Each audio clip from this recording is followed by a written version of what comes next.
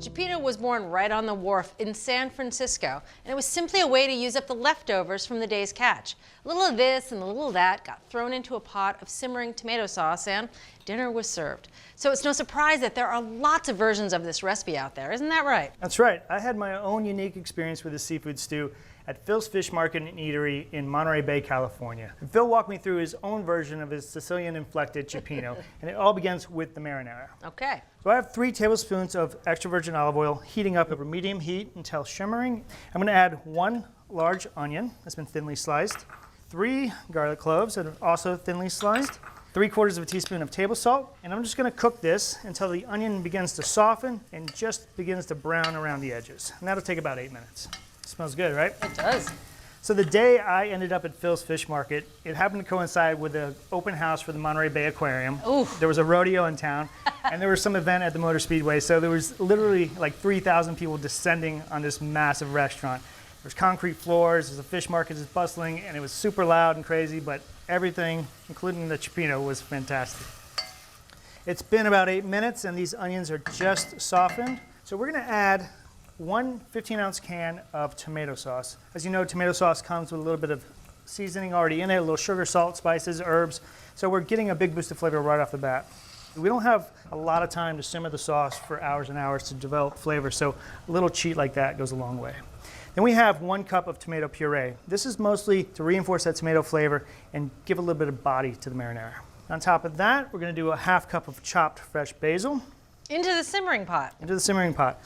Phil uses basil pretty liberally with his cioppino. The basil really imparts a nice flavor throughout the sauce. Now, a tablespoon of light brown sugar. So it's not unusual to add sugar to marinara sauces to take the acidic edge off those tomatoes, but brown sugar, a little unusual. I haven't seen that before. Right. But now this is an ingredient I've never seen before, 1½ teaspoons of Worcestershire sauce. That adds a good shot of umami to the sauce, a nice savoriness. Okay, and this one, I think, is really based on Phil's Sicilian roots.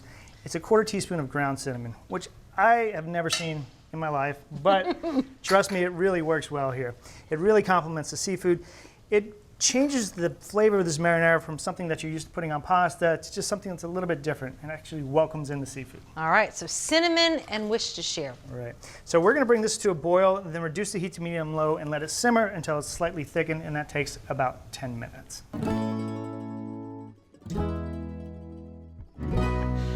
It's been 10 minutes, and I really want you to try this unique sauce. So I have a little spoon for you here. Thank you. And we could just go ahead and get in there. I want you to notice that cinnamon. I don't think you could not notice it, but it doesn't taste like, hey, there's cinnamon in here. It's just got a really unique flavor to it. It does. Okay, so we're gonna shut off the sauce, and we're just gonna set it aside. And now let's talk about the seafood. We're gonna be using cod, scallops, shrimp, and mussels. All easy to find anywhere in the country. That's right. So let's start with the cod fillets. I have 1½ pounds of cod. Now you could substitute sea bass, snapper, hake, halibut, any of those fish that are firm, white flesh fish, but you want them to be at least 1 inch to 1.5 inches thick, because we're gonna cut this into 1½ inch chunks here, and we want those chunks to cook at the same rate as the rest of the seafood. Next, we're going to talk about the scallops. These are 10-20 dry pack scallops. That means there's 10 to 20 of them per pound. Dry pack means they're not treated with any chemical to enhance their water content. Scallops often come with a little tendon on the side here. You want to just peel that off and discard that. So these scallops are normally about 1 inch, 1.5 inches thick. We want to cut those in half right at the equator here, so we can make little water chestnut sized pieces. And that's 12 ounces of scallops. And we also have 12 ounces of shrimp, and we want to peel and devein those and then remove the tails. So you could peel and devein your shrimp any way you like. The way I like to do it is taking a paring knife, inverting it so the blade is up, and then just kind of wiggle the knife and move the shrimp around the blade, not forcing the blade through the shrimp, okay? And then you could peel off all of this shell, and then as you get to the tail, the trick here is to just give it a little bit of a squeeze, and then it'll pop right off. And then if you see any of the vein that's in there, just use the blade of your knife to remove it. So these are 21-25 shrimp, meaning there's 21 to 25 per pound. And those are classified in the neighborhood of extra large shrimp. All right, so our shrimp are cleaned. And now we're going to season our fish with salt and pepper. Okay, and we'll just give those a light toss on here. You want to keep all the individual groups of seafood separate because we're going to add them at different times into the pot. So that's all set and ready to go. And then the last thing we need to take care of here are the mussels. We have 1 pound of mussels.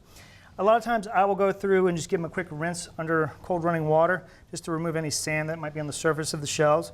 And you really want to look for 2 things. One, to make sure if you have any mussels that are open, if you give them a little bang on the counter that they close up nicely, that means they're still alive. If they don't close up, get rid of them. And then you also want to look for any beards. These are the little furry pieces that come out of the side of the mussel, and this is how they attach themselves to the rope or the rock where they grow. So if you see the beard, just give it a little tug and remove it. So then we'll continue to take the beards off the rest of these mussels, and then we'll get to cooking.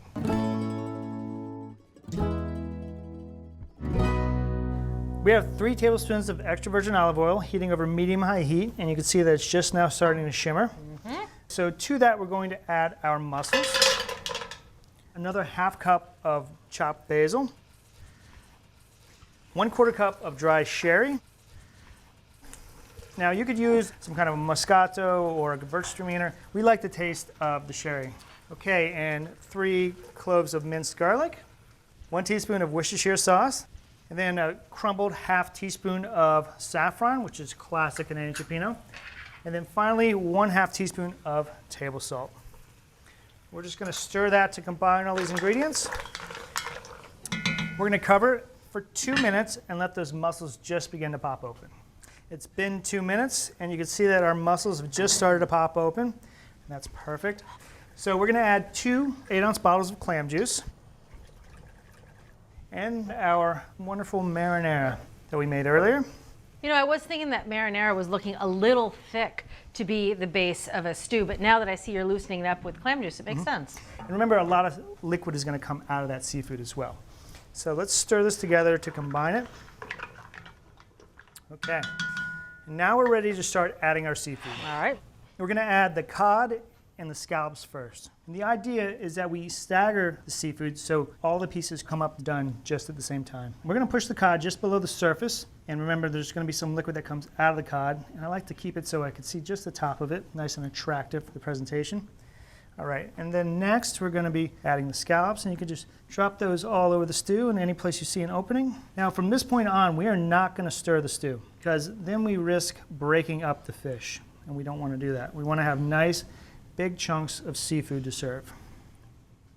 So we have all of our scallops in there. All right, you can see that it's coming up to a boil. We want to cover it, reduce the heat to medium, and let that simmer for 2 minutes. It's been 2 minutes, and you can see the seafood is starting to look just opaque. So we're going to add the remaining seafood there. Okay. Shrimp. Just put it anywhere you see an opening. It is a very bare simmer though, huh? Yeah. Again, we're just trying to slowly bring all the seafood up. I will use the spoon just to push the shrimp below the surface of the liquid. Okay, so that shrimp is nestled in there nicely. We're gonna cover it and let this seafood continue to simmer for another 3 minutes. Then we're gonna remove it from the heat and let it steep off the heat for 5 minutes to let all the seafood come up to temperature together. All right, so that gentle finish means you won't overcook it. Exactly. Julia, you've been very patient. I have been. It's time to take a peek at our cioppino. Ooh, that smells good. And the thing to notice here is that everything is just barely cooked through. And that's gonna mean it's very tender and still has a lot of moisture to it. Crouton for you? Yeah. A little wedge of lemon? I'm driving later, so I'm gonna say no to lemon. I would do a little bit. I just want to taste this broth. The seafood looks amazing. But first up, the broth. Oh, Yeah. it just has so much flavor. Let's try some cod. Perfectly cooked. And try the shrimp. The shrimp is the biggest test of doneness, you know, because when the shrimp are overcooked, they can be really chewy. They're so tender. The seafood really is the star of this show. Yeah, the basil works so well with the seafood. Brian, this is amazing. Thank you so much. So if you want to make this elegant but simple seafood stew, start by making a fragrant tomato sauce. After cleaning and cutting up a variety of seafood into bite-sized pieces, add them to the pot in stages. Finally, let the seafood finish cooking off the heat and serve with slices of hearty bread and wedges of lemon. From Cook's Country, an easy and impressive recipe for Monterey Bay Cioppino. can't wait to get my hands on this bread. It's been soaking in that a little bit.